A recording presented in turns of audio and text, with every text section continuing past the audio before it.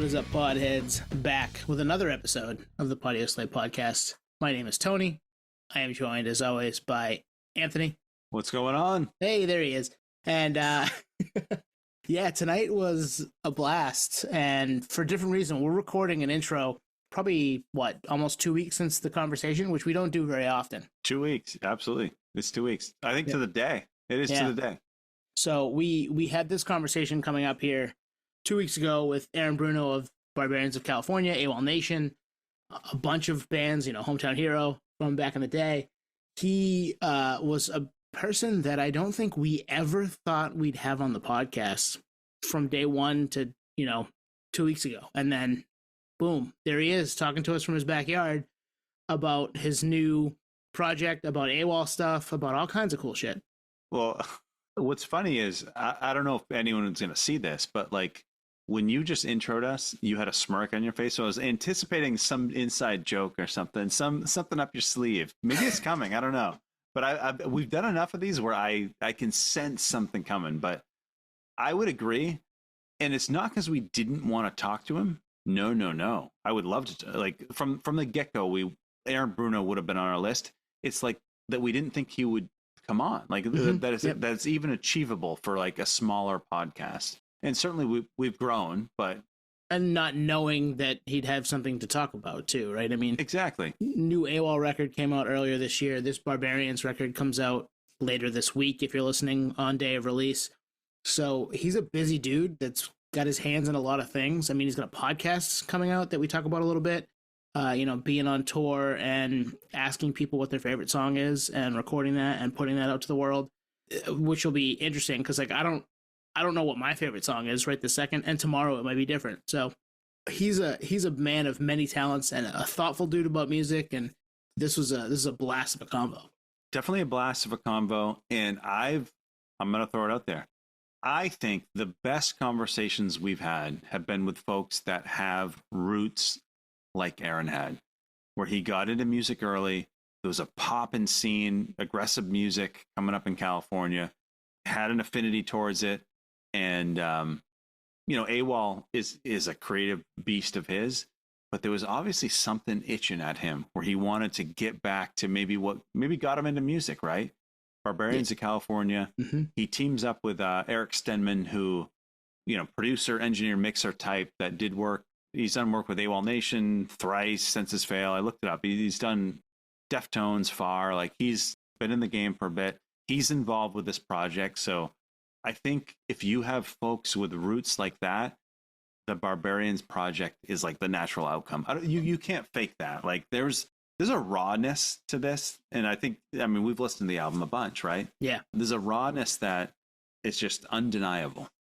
Yeah, I completely agree. And I just love that we get to have conversations. And I haven't said this in a while. I've been trying not to say it, but this is one that while editing it, I was just thinking to myself, this is why I love doing this, because we are in a conversation we weren't sure we'd ever get, having one that is kind of deep and around a bunch of different topics in music with somebody who's super engaged in it and has something to promote, but it's not a presser, right? It's a conversation surrounding music that also has some questions around his project, which is amazing. This record is really good. Go save it now if it's hasn't come out yet, and if it has, go listen to it because it's really cool. The more I think about it, Aaron is the perfect guest for this podcast. Not every podcast likes the range of AWOL Nation to Barbarians of California, and we fit it. We both of us fit that. Yep. Fans of AWOL from the late aughts or 2010 or whenever that came out, early 2010s into this, and they're playing live too. So the album, let's talk the album. October 4th comes out on 1 RPM. And now I'm just gnashing my teeth. It's a fucking ripper, dude. It's an awesome album. It's a headbanger. And they're playing live, right? They're playing October 19th. So in a couple weeks from when this drops at the Troubadour where is the Troubadour? It's in California. LA, I believe, right? I think it's in LA. With Strife, who we love, Will Haven, we love that Sacramento scene in Berthold City. I think this is the first time they're going to perform live. And I think as he hints, it might be the last. It might be the only time. He wasn't sure. They're going to record it, and I'm stoked to hear it because I think this if they release it. He said he may not release it. Like, who knows? I mean, a lot of things at time of recording, a lot of things that we don't know, but we do know the record's cool, and we do know that Aaron's a thoughtful guy about music, and has a lot to talk about when it comes to all different types, and is an eclectic dude too. Like that covers out the AWOL covers album from a few years ago, really cool. Go check that out. The new AWOL record, I've listened to it a few times, really cool. Like he's all over the map in a good way, and you're right, perfect guest for us. Yeah, the album's got features from Tim from Rise Against, Daryl from Snapcase. Like that's us. I'm in. I'm all in. Let's get into it. Aaron Bruno, AWOL Nation, Barbarians of California. Let's go. All right, Aaron Bruno, Barbarians of California, AWOL Nation, among many other things. How are you doing today? Doing pretty good. Happy to talk with you guys. And out of the gates, I'm liking some of the posters I'm seeing. Yeah. And I didn't pander to you, Aaron. These have been here for a couple of years. Well, the Revelation one, one just hits me hard because it just makes me. It reminds me that I was never cool enough to be signed to them. You know, with my with my old punk or hardcore bands, and not even now. You know, but like that was definitely. I mean, look at that color, mustard or yellow or whatever that is, and it's just, untouchable. It hits hard, and I'm still actually, you know what, they were such a cool label that I never even thought about sending them any of the music. So it was just kind of untouchable. Yeah, it's iconic, that yellow, and I love seeing it every time, every week, Anthony, when we get to do this. That stuff, your backdrop is always fun for me too. So Aaron, we have history with AWOL Nation anyway. You know, obviously Barbarians California have a new record coming out. We'll get to that in a minute, but I remember, I think it was September 10th. So yeah, we're recording this on the 11th. It was 12 years ago yesterday. You played Portland, Maine. Do you remember playing Portland, Maine? That's where we're from. Yeah, you'd have to remind me of the venue. It was the State Theater. You had Imagine Dragons as support, which is crazy that both of you were in that tiny venue, and I think it holds like 1,800 people. So it was an amazing show. You covered Rage Against the Machine about midway through the set. Wow. And then earlier in the day, what a mistake that was. Not, you know, just covering greats is a crazy thing to do. And even like, I was talking about this yesterday as well. Like AWOL did a covers album, and I attempted to cover Fugazi Waiting Room, and all along I knew that was a mistake, but I did it anyways. And it felt like blasphemy, still does. But that luckily I was joined by other singers to help me get through it instead of it being just all on me. Otherwise, that would have been absolutely insane to do. Yeah. So, but the Rage song I bet it was just part of a song. It was probably it was part of Wake Up ending or something. I'm like, here we go, you know. And then, But anyways, sorry. No, it was an awesome. I remember it being amazing, just having a blast at that show, and excited to see you anyway. But do you remember what you did earlier in the day with the radio station? Did we go on a boat? Was that this time? Sail with Aaron Bruno. Yep. Yes, I do remember. So I do remember this, and that was my first time being anywhere near that vicinity or that area geographically, and thinking like this is just a nice day. My job is pretty nice today. You know, it was like because a lot of these deals you do, and some are better than others, and certainly I've had my fair share of awkward, you know, sort of disappointing events. Like, you know, it's a radio contest, right? And you know, it's like win tickets to hang out with me, and that's not the greatest award is hanging out with me, especially like, you know, noon or whatever. And so there's these expectations when people come to meet you that you're going to be this zany, high energy character that feels and sounds similar to the song they heard on the radio. And as you can kind of tell, this is more my speed. And then furthermore, a lot of these times, you know, we would do these little acoustic performances as such, and then, you know, only for a guy, you know, and you could kind of see in the crowd. Sometimes you'll have some, you know, lovely music lovers and passionate fans and people who really care that you took the time, but oftentimes, and this is the comedic Spinal Tap aspect, it'll just, you know, a dude will come and be like, yeah, you know, my wife dragged me to this thing, and I just came here for the free hot dogs, and you know what, you're not that bad. And you're like, holy shit. Thanks. What a compliment. But those are fun moments too. All of like the humble moments are really nice as well, and keeps you you know, less narcissistic and in a bit of a ego-driven career path. Well, Tony and I were talking before this that we love all kinds of music. I mean, Yeah. you'll see Rev over here. We like Death Cab for Cutie, like 90s alt rock. We like everything. I mean, you name it, we're all over the map. So when we had a chance to interview you, we're like, okay, we know his history. We know his path. Perfect fit for us, man. You are a perfect fit because it's a rare breed, and we don't cater the show to any specific direction. We cover it all. But you're one of those sweet spots that I think, you know, can touch on all elements of what we like. Thank you for saying that, and I appreciate your openness to being open to me at all. Well, we're excited for the new Barbarians California record that comes out on October 4th. Give us a little background on how that all started. The whole world shut down. Remember that? And while that happened, I just had extra time, and you know, instead of being too consumed by the politics or you know, the fear of it all, whichever direction you were coming from, I just kind of put my head down and started making as much music as possible, whether it was with new AWOL stuff or this Barbarians of California project. And Eric Stenman, my engineer, I knew he had always been working on something, because anyone in the studio does, right? So like you could walk in, Yeah.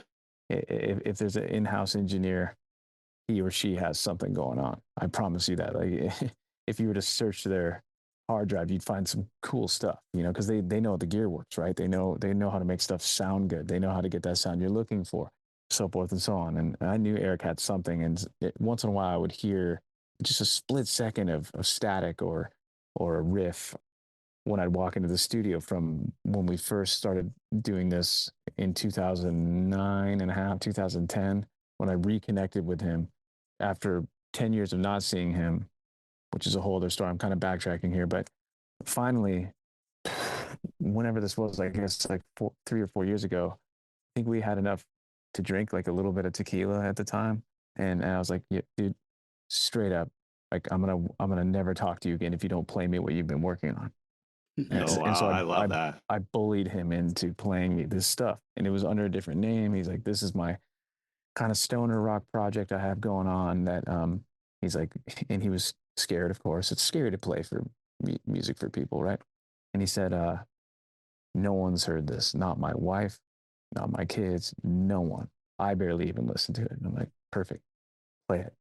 And I think Zach, our guitar player, was with me that day, but he's like, okay, you know, he's sweating and all that stuff. And he played me like 3 or 4 ideas. And I remember thinking, I love this. I would like to sing on one of the, and he had this elaborate plan to have different guest singers from his past, or just, you know, acquaintances, and come sing on it and just put out this thing just so as an exercise. You know, it's extremely difficult and taxing to not release music that you're sitting on for a while. And I think he just wanted to, you know, like with zero expectations of success in any way, just give birth to this thing. Right. And then, so after I heard it, I thought, whatever your plans are, fucking no way. That's not what we're doing here. I'm taking over. I'm going to sing. Nice. I'm going to be the singer of this, and let's do a metal hardcore thrash project that we felt, you know, it just felt like the right time. I wouldn't have done it in 2011 all the way up. I wouldn't have done it any time before. And since we're all just sitting around, we had the time to do it. And I felt like with AWOL Nation, I don't want to say accomplished necessarily, but I just felt creatively full enough to jump into something else for fun. And so that birthed, well, Eric kind of did, but I suppose I was the sperm to his egg, you know, or maybe I was the egg to his sperm. I'm not sure, but and then we started chipping away at it. And once we did, the first song we did was called "No Sir, I Won't Wear Your Jacket," I believe, and then we just started communicating about it, and also like well into our adulthood, so there wasn't much ego. There aren't fights about like, this is my riff, you know, like all the hardcore bands. Yeah. Or all the bands before, you know, when you're young, there's a lot of fights, right? There's a lot of competition to get your idea to be the idea that everybody's working on, but there was none of that. And I was able to kind of trim some parts that didn't seem as good as others and sort of like kind of produce his riffs in a lot of ways and suggest things here and there. And then, you know, as a result, now we have this full album coming out, and we're just having a lot of fun. Can we do it live? I don't even know. We're going to. We'll find out, right? It's October 19th at the Troubadour. I'm nervous. It's nice to be nervous again because I don't really get nervous with AWOL stuff. It's been a while, unless it's like a, you know, under high scrutiny, like a late night show or something. Those are terrifying. But I'm looking forward to this challenge. In fact, when I get off this pod with y'all, I'm walking into the rehearsal space, and we're actually going to play these songs for the first time as a 5-piece and see how that feels. Oh wow! So it's a long-winded answer to your simple question. No, it's good. We like that. People are here for you, so yeah, that's exciting. Well, that's debatable, but So if you didn't hear these riffs from Eric, do you think you would have kind of gone back to your roots, so to speak, with the heavier project? I don't think so. I think I would have found a way to incorporate maybe more riffs into the new AWOL Nation album, the Phantom 5, that's out now. But, you know, it was kind of nice to compartmentalize what I'm into. You know, sometimes when you have these ambitious ideas to make a meal for your wife or loved one or whatever, you know, and you go crazy only for her to say, look, could you have just made this simple? Why are you combining, you know, like lettuce with peanut butter or whatever, you know? I've never done that, for the record, obviously, but I think you guys get the point. And so it was nice because with AWOL Nation, sometimes I do lean extremely heavy. And while there's a certain part of the audience that appreciates it, I don't know if that's for everybody. So it's been nice in fact, I'm certain it's not for everybody. So it's been nice to put that box over, or check that box, you know, and put it over to the side and have a place for it to live. And quite honestly, I'm not a good enough musician to play these leads and these solos that are on the Barbarian stuff, or even these riffs. Like my stuff is way more simple. You know, my song Run, for example, that is accidentally well known for various reasons. Like that's me. Those are the riffs I write, you know, very simple meat and potatoes, you know, shocking little parts, right? That's the extent. That's the best riff I can write. So this is a whole other world. This is getting into the territory of prog, you know, actual talent, where Eric and Zach are incredible musicians. Mm-hmm. Our drummer Isaac's an incredible drummer, and you know, so this is beyond my pay grade when it comes to musicianship. So I don't know if that answers your question precisely. No, it's good. It's interesting talking to people, you know, that are prolific and have had a bunch of different avenues in their career, such as yourself, and to be able to kind of hear, you know, how they feel about when they come up with something. What box do they put it in? So like, did you have immediate ideas when you heard Eric's riffs, or were you like, I have some other stuff that I put elsewhere, but maybe will fit better here? How did that kind of come about? Each time I would hear riff, I would identify that riff as something because there was some stuff I didn't like as much as others, just like with my own stuff when I write. And so if there was a riff and a beat that moved along, and he would have kind of standard stock beats that he would either play or program. And we knew that if Isaac wanted to play drums, which he ended up wanting to, or if I played, it would end up being slightly more have more feel than what he was just kind of copy and pasting drums to just get it together, and in some cases doing an awesome job. But that all to be said, once I identified a section of a song that I liked, I would usually just go, okay, I really like this, what would I sing to it? And usually be in my car driving. It was almost always driving back from surfing for whatever reason, and I just go, what would I do here? And I usually just kind of follow the riff, you know, and pick the holes and pockets and the cadence. That's what's so fun too about hardcore metal, in a lot of ways, is I don't have to, I mean, I ended up singing on this record a bunch with 3 letters, and there's a few other surprises where I get into the more melodic part of my voice, but mostly it's more physical. It's more of like a, you know, a sprint at times, where I'm just trying to figure out the cadence and how to present lyrics in a rhythmic way that makes you want that you can actually remember. It's a lot of very cool, very good, heavy music that's kind of hard to remember. So I wanted this thing to be catchy because that's the kind of music I like. So to answer your question, I would just identify the parts I liked and see what I was come up with and then try it. It's really fun. It's fun to kind of scratch that itch of my throat, metaphorically. Well, you flex vocally, and I don't know. I'm not a singer. I can't sing. I do one song at karaoke. My voice is shot. How Which is it one's to that? actually? We talked about this. My go-to karaoke song would be Warren G's "Regulate," Nice. Wow. or if I could pull it up, Beastie Boys "Sabotage," because you could you could test the vocals a little bit, but Yeah. So those are risky choices. Yeah, But, right. you know, like, either way, it's a win-win or a lose-lose depending on the night or oh Yeah. yeah. you know, or the crowd. But with you with Barbarians, you're flexing a different muscle. Like, don't get me wrong, with AWOL, especially live, there's a lot of intensity there, right? You can even in Sail, it's an it's an aggressive vocal, compared to top 40 radio. How was it to kind of dial back into that vocally? Back in the heavier stuff. Heavier into stuff, Barbarians? screaming, because I would assume it's a completely different muscle for you. And actually, Aaron, you said you're gonna practice here after this. You'll find out pretty soon. Yeah, totally. It was honestly, it was relatively easy, and I feel like my voice is stronger now than it was when I, you know, tried this out when I was 18 years old and put out a hardcore record. And so, I do have the luxury of time and systematic wisdom of trying a bunch of stuff. There are plenty of parts of on AWOL records where I've gone for huge brutal vocals that were just so stupid sounding, where I'm like, what am I doing here? Why did I do that? I hate that. And we just get rid of it. But then there's, a couple songs like Hollow Moon, for example, which was the kind of the follow, that was on my second record. And that was the follow up to All This Anticipation after the first record, which had surprisingly, found a lot of success. So I knew I had the attention of, I knew I had a chance to do something weird, and at least most people were going to give it a shot. So with Hollow Moon, there's actually a full hardcore breakdown, and it was number one at alternative radio. And I think we would have had a good chance at being number one no matter what I did because of the success of the first record. So I took advantage of that and brought in a hardcore breakdown.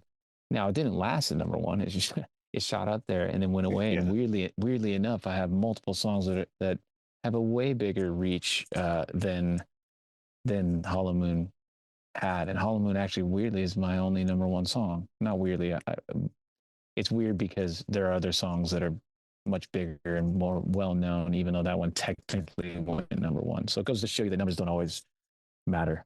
Right. Yeah. No, they really don't. And to have that, you're right. I remember that coming out because Portland played our local radio station that you did the sale thing for. Played that record a lot, and a good friend of ours, is a jock there, and he put me onto you and was like, you just love this record. You're gonna love this record, and seeing you live and all that stuff. So it was a lot of fun in that moment. So I can see why a lot of people jumped on the next kind of train, and I love that you took advantage of that and put something out there that you wanted to put out there instead of chasing a trend, because that certainly happens a lot.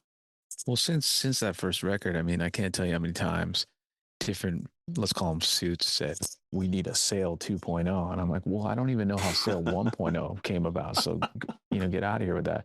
I did a writing session with just a very, very famous, successful DJ guy, right? And he had me. It was this weird like writing factory session where I was invited. I go in there, and there were multiple rooms in the studio. The studio was cool because there were multiple rooms, and they were trying to do it like an old school writing factory. And I can appreciate that. And I wrote some stuff for these instrumentals that were provided to me. And he comes in and says, and he played Sale for me over his phone. He goes, "Oh, hear this? I want it to sound like this." I'm like, "Yes, I hear that. What's wrong with you?"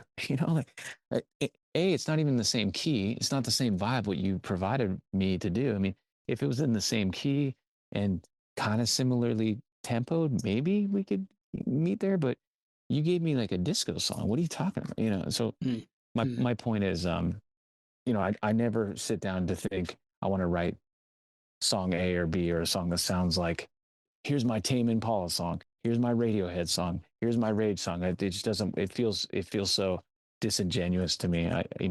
Whatever I come up with should come from the heart and soul, and that means a lot to me. And maybe to my detriment. Maybe if I would have been like, okay, how did I technically write some of these songs that have done best for me, and can I do that again?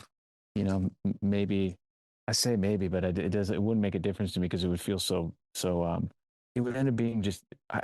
I think listeners are smarter than labels think. I would agree. Yeah, even the casual ones, even casual Totally. fans. And I think people are smarter than are given credit, especially these days, right? Where you'll have some friend on a political rant, right? Or someone, like a buddy or a friend of a friend. You'll see something, and they're like, "People are such idiots," and you're thinking, like, "Well, you're a person too, aren't you?" Right. And so, Right. I think the listener, and we've been talking about this a bunch, like going over what our favorite songs are. I'm starting this new podcast called Totally Committed. It's the AWOL Nation's Totally Committed podcast. And I go around the country, or even locally when I'm at home, and I ask everybody what their favorite song is and why. And I record that, film it, and then I end up doing a review with a guest host or some of the other guys in the Nice. band, and we review what their answers are. And while that sounds like such a simple concept, like, of course that has to have been done before, and maybe in some ways it has, but the answers are mind blowing. You'll get your classic, Stairway to Heavens and you know major huge songs, but you also get these bizarre answers that are so cool, and then you're connecting with people, and then you also realize, man, because I'm not curating the people I'm talking to. I'll just be like, it's more on a default level. I'll go like, this person looks like I can at least strike up a conversation with, right? Because it's intimidating if someone walks up to you with a camera and says, "Hey, can I interview you and do this shit?" Oh, Most yeah. people run away. I'd be like, no, no, no, no, no, no, I'm not doing this. What is this? So I have to. It's kind of like when I was younger, and there was a girl I wanted to talk to. It was, yes, I want to talk to her, but can I even talk to her? Or and how do you even open up with that? So the point I'm trying to make is that the variety of answers has been so encouraging and very, very smart. You know, just think about a song like Bohemian Rhapsody, or Hmm. even Guns N' Roses' November Rain, which is my drummer Isaac's answer. Like, these are complicated songs. Stairway to Heaven, these are long, weird songs. Bohemian Rhapsody is one of the weirdest songs you've ever heard. Yet, Yes. it's many. I mean, there's probably millions of people's favorite song. And so I think the listener is smarter than the suits give credit to. Yeah. There's a lot there that I'm excited about. This podcast sounds like something that I'm definitely going to dig, because you're right. You're just going to get different songs from different types of people, and maybe you peg somebody a certain way, and then you find out something completely opposite about them, and that Well, can yeah, strike up a and conversation. in today's climate of the powers that be wanting us to hate each other, this is a way to kind of bond, because it won't matter who you're voting for. It won't matter what religion you are. We can talk about music. Yes, some people will answer. Once one out of every 20 answers will be something like, "Oh, I don't really care about music that much. I don't want to Oh, do yeah. this." Or someone gets intimidated or whatever, and that can happen. Or I'll get way too many Taylor Swift answers, and that's never my Right. favorite. Nothing against her. I'm just kind of I've like successfully become ignorant to, or successfully have remained ignorant to most of her catalog. Although the little snippets I hear aren't so bad for pop song. I'm the same boat. I've done the Yeah, same yeah, like thing. like when I'm at my grocery store and there's this one song I've heard. I'm like, that's kind of nice, But yeah, there's some really fun answers. It's a way to connect to people, and I don't even know what exactly I'm going to do with this thing, but I have hundreds of answers, and I'm going to put together different playlists. So if you're interested in learning about other music, and of course you're going to hear a Hotel California here and there, and you're like, oh, that's a great song, I already know it. But what I found to be the most encouraging is it drops people's guards, and they feel usually sort of empowered to share their story, and Yeah. it's 9 out of 10 times it's like, this is the first song I heard with my dad that really affected me, and he's no longer here, or some really heartfelt moments. Or this one guy at this radio station, he was a camera guy, and he filmed like this acoustic thing we did, and I flipped it on him, and asked him what his favorite song was and why, and his answer was, I don't want to give away the answers, but his reasoning for his answer was that when he heard this one song in particular, he felt like, that's my music. Like, I've been searching, I didn't identify with anything, and that's who I am. And that's how we all fell in love with music. Like, oh, I love Metallica, so therefore I'm going to wear this shirt. Or I love Public Enemy, so I'm going to wear a Raiders hat, which, by the way, did plant a seed for me to be a Raiders fan to this day. And what's funny about that is Chuck D's from the East Coast, so that's how rad the Raiders gear is like, people on the East Coast even wear that shit, Well, Aaron, I love that you basically told the suits to stick it, because I don't think a lot of people feel like they're even empowered to do that. Now, actually, I'm reminding myself, on this podcast, we had a band tell us that back in the early 2000s, late 90s, their label was saying, hey, we need you guys to make a Sugar Ray fly. We need a Sugar Ray fly out of you guys. Don't we all? Of course, I don't think they did it, but the kind of interesting thing is, even though there's no pressure to create a single, there must still be pressure to create under the AWOL Nation name and brand. And maybe there's boundaries there, maybe there isn't. With Barbarians, I wouldn't think there's any boundaries, right? It's a clean canvas, and that must be exciting. Well, thank you. Thanks for saying that. But the bar is for Barbarians is, self-induced, right? So Eric and I want to create greatness per its own moment, so if it's a riff that goes on for a minute, there better be a reason that riff is happening. I mean, so much of the metal I love, I suffer through like 8-minute songs sometimes just to get to like 30 seconds of glory, right? So hopefully this is all, mostly glory, or we're batting, 300 or 400 or whatever, which is still statistically high in Major League Baseball, as but maybe one song bats 500. I don't know. But with AWOL, though, like, I just know I write stuff that, for better or for worse, sticks in your head. That's something I've always been able to do. And I'm not saying that like a claim or brag. It's been beneficial, of course, and helped me to create this career. But I don't really have pressure with AWOL, because that will always be there. It's really more how I want to surround these kind of nursery rhymes, and how to, and which ones to choose to go forward with. I'm currently without any record label, which is so nice. And even when I was, this time around, after being in signed to a couple major labels, and those kind of going down in flames, I set out on this project to never have to answer to anyone. Now, when you sign with a label, which I did, and I can't really get into it, but people are always going to have opinions, especially when you find success. Now everybody thinks that they were a part of that. And in some ways, maybe that can be true, but I was able to luckily navigate this thing, steer this ship without really ever having to compromise artistically.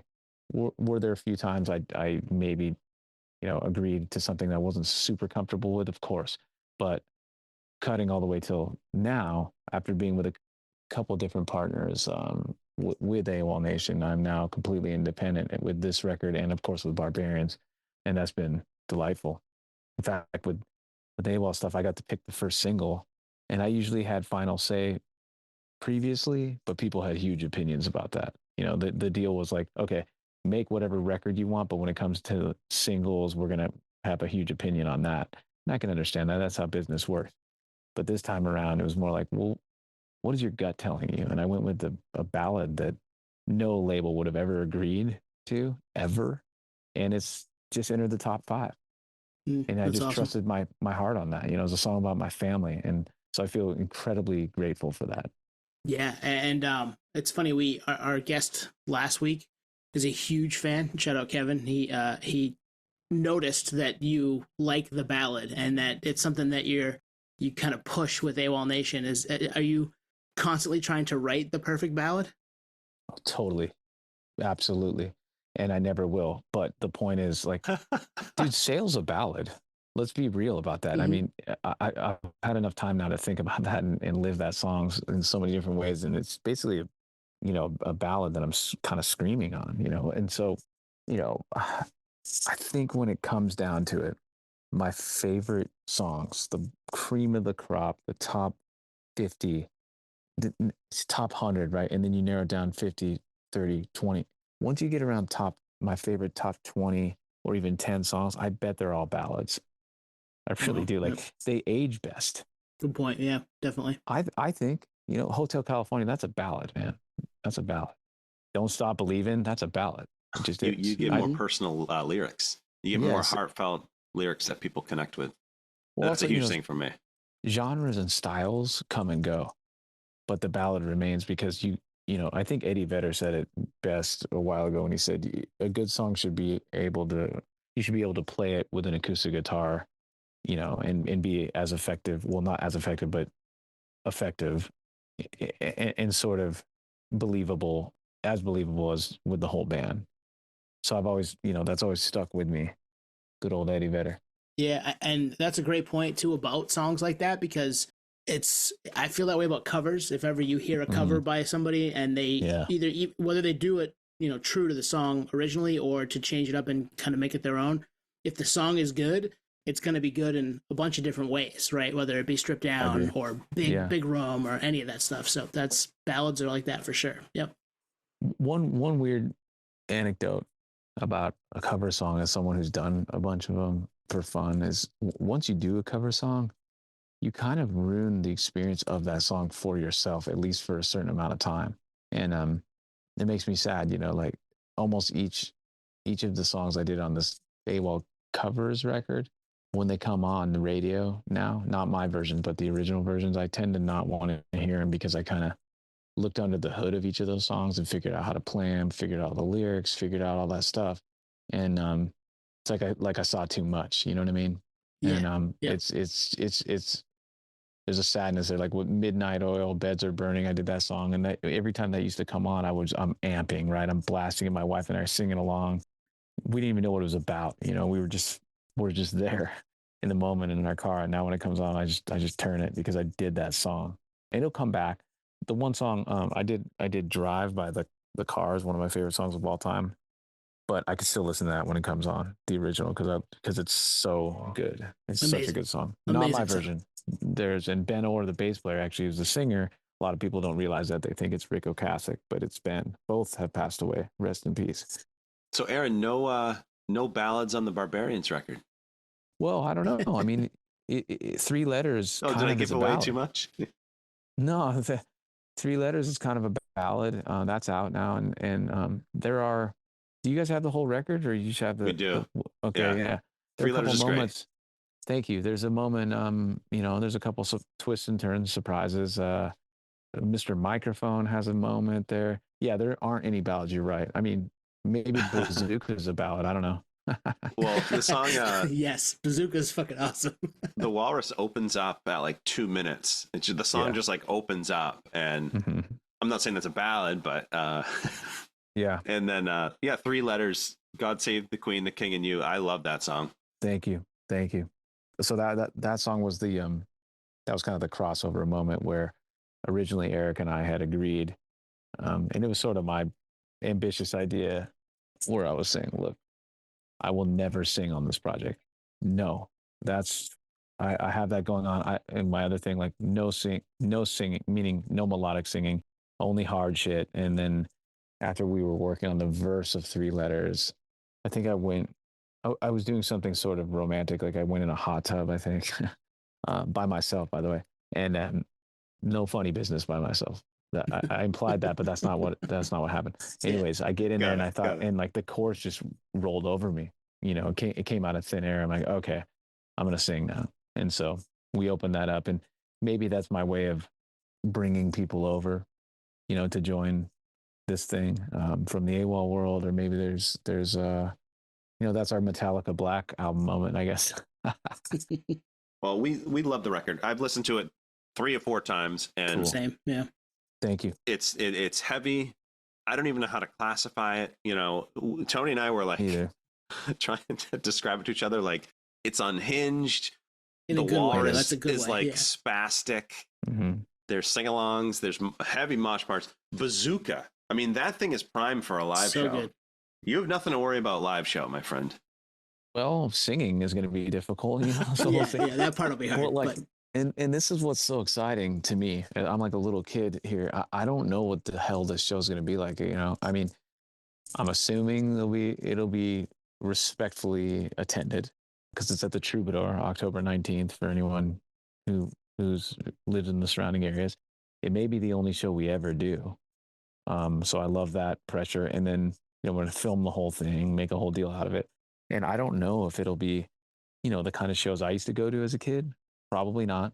Or will it be people standing around like friends, that are like, go fuck yourself, prove it. Can you really do this? That I Right. like that. I do like that challenge too. That's fine. Or will it be, like diehard AWOL fans that don't really know exactly what this is, or how, I don't know if it's going to go off or just be a bit of a showcase and a spectacle. I have no idea. I prefer it to go mental, of course, on the first note. That would be the most fun because you know why? You don't have to sing as much. Yeah. Right. Just throw That's the right. mic in there. But we're playing with some legends. We're playing with Strife, one of our favorite hardcore bands of all time, Will Haven from Sacramento. Eric Stemman recorded them. They're amazing. And Berthold City, Andrew Klein from Stripes, the guitar player, his band, he sings in there great. So it's going to be, at the very least, a fun hang session. I was telling Tony, Strife could be my favorite breakdown of all time in Blistered. Of course. I mean, that is Yeah. untouchable. That was the first song I heard from them, and it was a music video, I think, in the early 2000s. Yeah, I was like, Darren Doan. oh, Darren Doan shit. filmed that video, and he filmed our video, "Where the Punks." And the great decision he made there. He was on a dolly, I think, like a circular dolly with his camera. I don't know if that's the right technical term, but when they went to that breakdown, they went slow mo. Remember that? Oh yeah. And that was the only right thing to do. That was the only way you could show that breakdown is out of sync slow mo, and then they pick it back up for him to sing, and that was a big move then. Isn't it like in a warehouse? I think that video. Yeah. So we got our work cut out for us to go on after Hall of Famers. So I'm a little scared, but I like to run on low fumes and a little bit of fear, when it comes to music. Well, the breakdown in No Sir at like the 2 minute mark. I mean, Yeah. you're not moving for that. You're moving around. Thank you. And that Rick Rodney sings on that song. Ooh. So Rick from Strife is on that song. He comes Right in on. right around that, right before that breakdown. He's there, and then he's on the end. And then Daryl from Snapcase, Daryl Taberski, is on Far Out Bro, which is clearly a hilarious song. And then Mhm. Tim Mickelrath from Rise Against is on Three Letters. And dudes, I should say, I was very close to getting Matt Pinfield to sing on the record. Oh, wow. Really? Wow. But with just the stars in a line, I'd see him at these festivals and be like, let's do this, man. And he'd text me randomly, I want to do this. And it just didn't work out. But during the lockdowns, I saw him cover a Motorhead song, and he sounded awesome. Oh wow. That's fun. So I was trying to get him. I asked a few other random people that I tried to get John Pettibone from Undertow in Seattle on there because I love his voice. Yeah. But the stars didn't align for that either. That's the other fun thing. It's kind of like a hip hop record. Like you can have so many different singers on these songs, and it's really fun. Yeah, and I mean, you can do that for the next one because this one's going to hit. That's People are going to love it, and go to the show, on October 19th, and Dude, be I all just excited. gotta sell out. I just gotta sell out the Troubadour, and then I'll think about a second show. That's my main Perfect. goal. So we're on the eve of it dropping. So how do you feel? Were you excited for people to dig into it? I mean, we've been able to, which is fun, and you've been living it for a little while, but excited for more people to dig into it? Yeah, and with this kind of music too, it takes a little bit of time to learn the songs. And I remember as a kid going to hardcore shows, and if the band's record came out, the night before, even that day, I was always scrambling to listen to it as much as I could, because what if the mic gets passed to my mouth? I want to know the right words. And we all know what chewing gum is like, right? And for anyone who doesn't know, we call it chewing gum when someone is acting like they know the words, but they don't know the words, so they're just chewing gum, right? And you pass them the mic and nothing comes out, and so that's chewing gum. So this gives an opportunity for people to actually know the substance there and learn the parts, because I mean, again, I just don't know what the hell this show is going to feel like or not, and that's, as you could tell, my main focus is getting good enough that we're not embarrassed. I can tell you these guys will be so good. It's just really, I'm just focused on the mirror right now and making sure I represent this idea well. Well, yeah, I can't imagine these songs are easy to play. Like there's that solo in Bazooka, and I'm like, damn, good luck. Well, this guy, Zach Irons on guitar, he's one of the greatest alive, so he'll be good. Look, if you're able to surround yourself with real great musicians that are talented, more talented than yourself as a singer, the worst you can be isn't that bad. So let's say my mic wasn't even on, it'd still be an impressive thing to see because they're so good. So yeah, that's coming October 19th. The record's coming October 4th. And now I'm just gnashing my teeth. Barbarians of California. You did just put an AWOL Nation record out as well a couple weeks back as of this recording. So yeah, lots to dig into for anybody who's a fan of Aaron and your music, Aaron. It's exciting times. Thank you. And not last but not least, the Totally Committed podcast is less about me and more about a social study of what binds us together in music, and especially in this election year and all this all these distractions of dividing us, that hopefully this is something that could have us bond. I mean, so many of the people have asked, like, pick songs that I love too that I'm jealous of. I mean, our guitar tech Joe Vaughn, he also tours with Weezer. Actually, Aaron, is it Jovan Clay? Yeah, Joe Vaughn Clay. You know him? I lived with the guy. Oh my God. You say my name, and I'll tell you off the air. Okay. I lived with him for about a year. 2007. Well, I don't know if that was good or bad, but either way, his answer was Human Nature, Michael Jackson, and that probably is my favorite MJ song. And the guys from Toto wrote that. Oh wow, I didn't know that. So the Picaros, you have Jeff, Mike, and the third one escapes me right now. I apologize, but anyways, yeah, they wrote a big portion of that song, and so that's really cool to me as well. Yeah. So the podcast too, Totally Committed. When do you think is it out now, or is it coming at a time? I think at the very least, a lot of the answers and clips are out now. Okay. And then we don't have a definitive date as to when the full episodes will come out. Cause these days, I think people just want to see the clips and get to the punchline and the answers and all that. So I don't know how many people are going to be interested in the long format 30-minute episode of this. I'll be surprised if they do, but it's just a lot of, it's challenging too. Sometimes rarely, but sometimes I'll hear a song I've never heard or receive an answer that I've never heard. I'm like, ooh, I got to do some homework.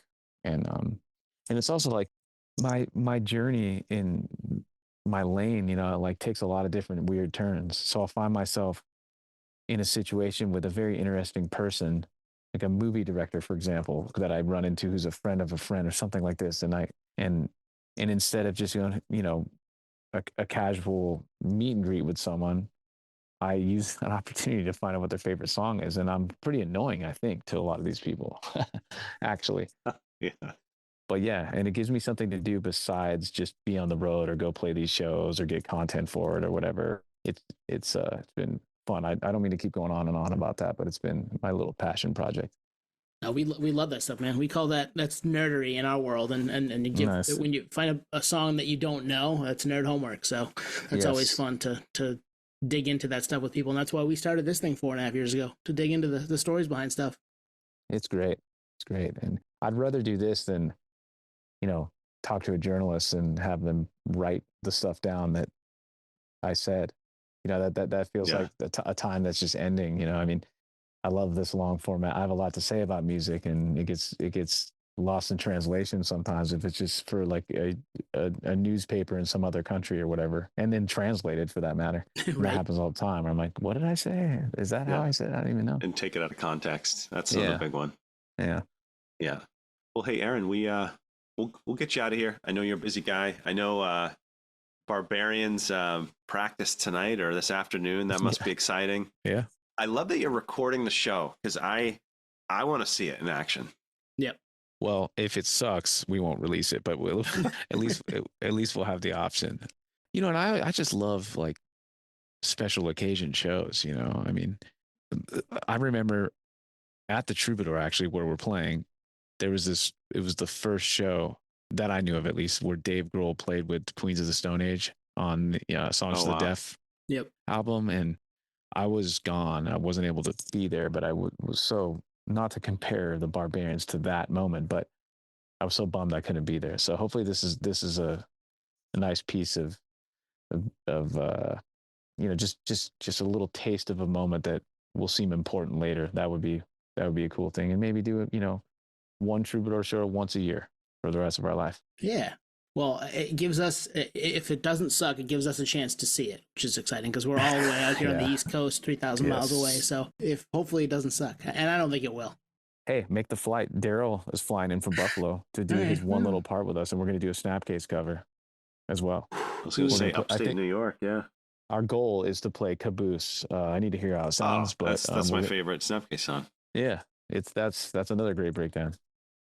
Oh man, Damn. yeah. All right. Yeah, that'd be fun.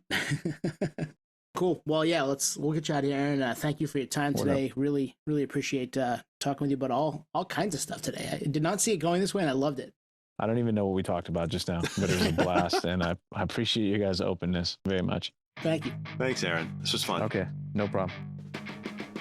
Thank you for listening to Podio Slave. We are at Podio Slave on Twitter, Instagram, TikTok, all of the places that you can find us on social media. Facebook, Podio Slave Podcast. YouTube, Podio Slave Podcast there. Email us at podioslavepodcast@gmail.com.